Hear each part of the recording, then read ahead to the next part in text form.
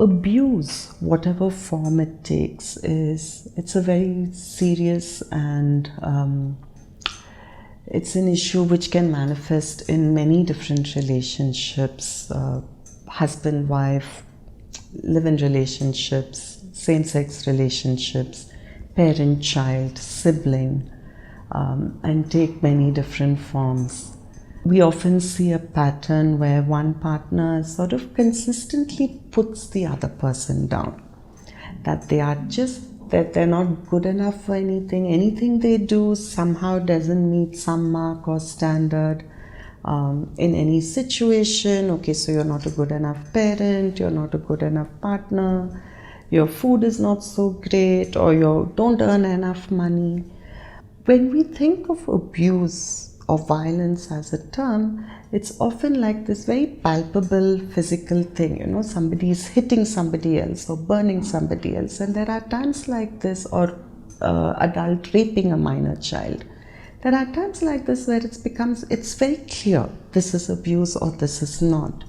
But in some of these other situations, especially around psychological abuse, as I described just now, it's not so clear.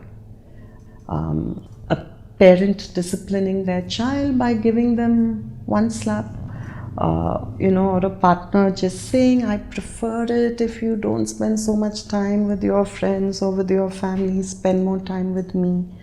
Where is it relationship negotiation and where is it abuse?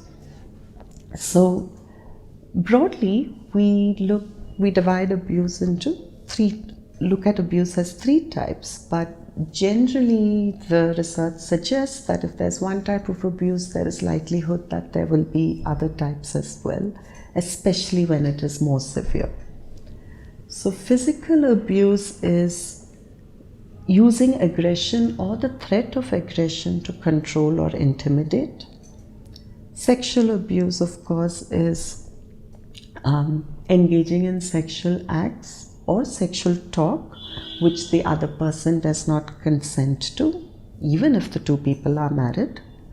And with an adult engaging in any kind of sexual activity with a child, even if the child never actually said no or expressed any form of consent.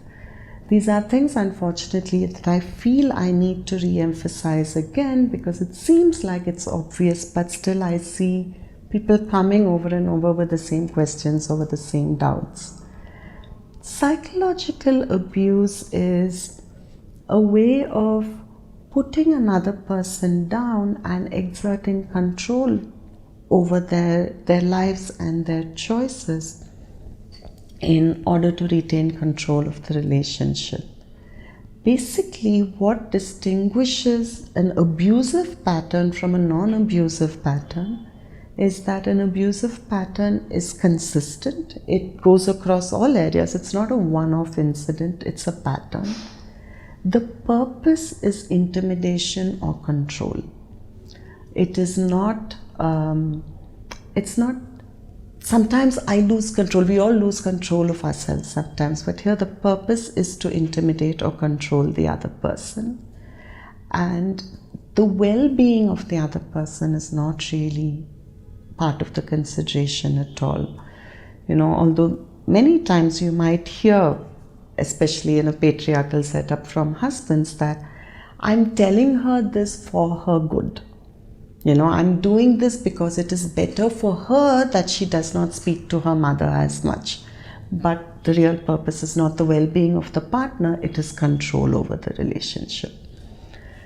So what could be the impact of this kind of abuse? Especially with physical or sexual abuse, where there is an event as such. Initially, you can feel just shock or numbness or nothing at all. It takes some time for the brain to be able to even process what happened and start moving and start acting. And once it does, the desire to avoid further exposure to this, the desire to survive, becomes paramount. And many times, especially in a domestic violence type of situation, so much of energy goes just into the day-to-day survival and into avoiding the next conflict, that you don't have the energy or the wherewithal to really plan a bigger escape, which I think is definitely one of the reasons why many people remain in abusive relationships even after they recognize that they're not necessarily good for them. Anger and fear towards the perpetrator, of course, are common emotional reactions to an abusive situation. But tragically, so is guilt. So is a feeling of like, is this my fault? Did I not do enough to stop it? Did I do something to ask for it? Am I too weak? Am I stupid because I let myself get into this situation?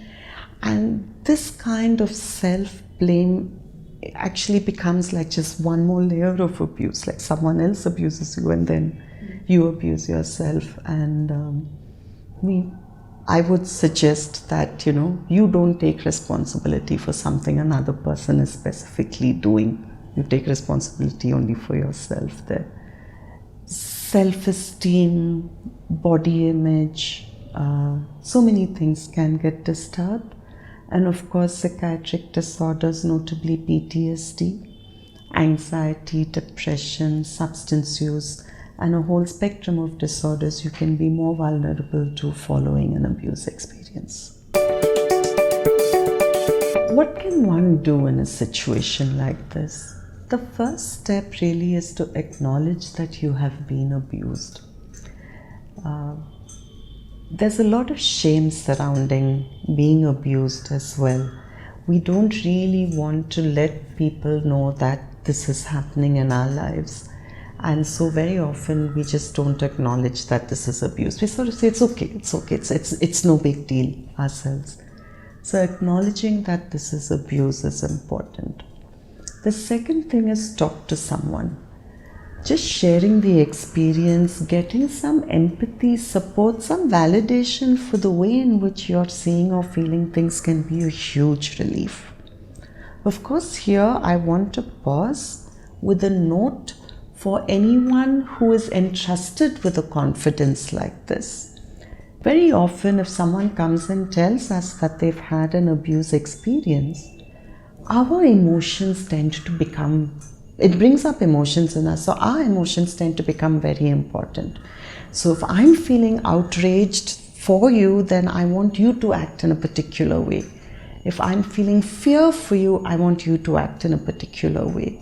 And so even if you care for the person who's being abused, sometimes you can overwhelm them. So I would say, take it slow. First listen, and then show care, and then ask them what they would like, rather than rushing in with suggestions. The third thing that you can do is establish safety. It is not really possible to start feeling empowered or work on an abusive relationship until you feel that I have a safe space.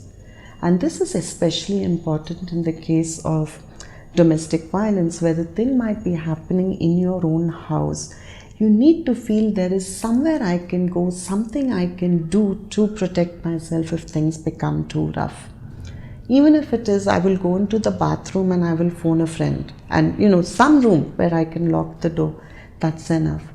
But finding safety is more important than anything else over here. Okay, so these are 3 things just on an immediate basis that an individual can do for themselves.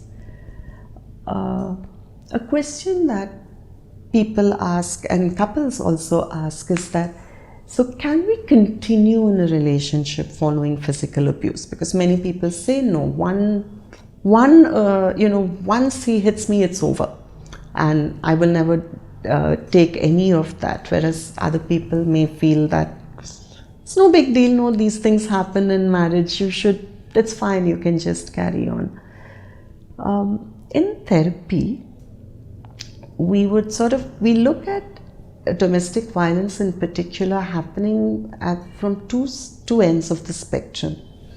At one end, there's what we call common couple violence. Now, this is kind of where two people are fighting, it's an emotional fight, and somewhere one or the other crosses the boundary into physicality. Typically, in a situation like this, that one crossing the boundary will be like that, that'll end the fight. Like, oh my God, I got so angry, I actually pushed her, and then I realized what I had done, and I stopped and I slowed down. In these types of situations, the violence also might be a little more mutual. Usually it tends not to be severe, and whoever has perpetuated it, whether the man or the woman, they feel very guilty about it, and they will really come saying that, we never want this to happen again, and tell us what to do. In situations like this, couple therapy can be hugely helpful, because basically you help each person, of course, take responsibility for the act which they have committed, but also learn what brought that out. How do we negotiate better with each other? How do we learn to communicate, get our message across without having to resort to violence, which can be extremely useful. Of course, even here, more than with any other couple therapy situation, you would also be having an open discussion about whether they want to remain in the relationship or not. At the other end of the spectrum is what we call intimate terrorism. Here, the violence is typically unidirectional. It is much more severe. It tends to be much more cold and much more planful. It's like a system of intimidation, checks and controls that gets put into place. The perpetrator typically doesn't really express remorse. They tend to minimize the impact. Oh, just a slap, one small push, not a big deal. And also they tend to very much justify the violence in terms of being, I was insulted, or I was provoked, or the other person did something to bring this on. Of course, research does suggest that in these types of violence, no matter what the other person does, once that violence cycle starts, it is likely to finish. So, both answering back and silence in a conversation can be treated as equal provocation or insult, and there is really nothing that you can do. In these types of situations, the perpetrator is unlikely to want couple therapy. The victim is likely to feel too intimidated and scared to really participate, and maybe individual support for the victim would be more useful than trying to engage in therapy and continue with the relationship there. Many times an important step in the healing process is to decide to end the abusive relationship. It's to decide to walk out of the abusive relationship.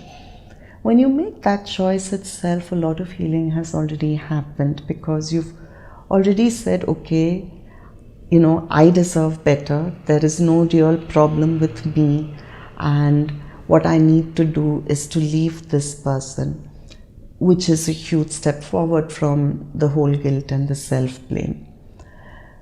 Once you've ended the relationship, also though, many times bits and pieces of it can come back to you and manifest in different aspects of your life.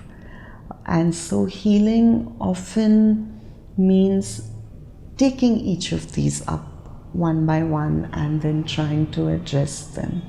Making meaning of the entire incident and understanding what that might have taken from you, as well as in a way what it might have given you. Maybe a greater sensitivity to certain things. These are also different ways in which people heal. Some Some people, some clients want to confront the person who abused them, that now they feel I'm safe, I've moved away, and from this safe place I want to go and tell this person that this is what you did and what you did was wrong. And everyone I know who has actually taken that step has found it hugely empowering. Many people don't really want to, and I think it's okay. It's, it's a choice. Sometimes it brings up too many things, or the perpetrator is often, unfortunately, either an ex-partner or somebody who's known to the family if it's a childhood thing. However, whether they confront the person or not, making changes in their life which enable them to feel safe from that is important.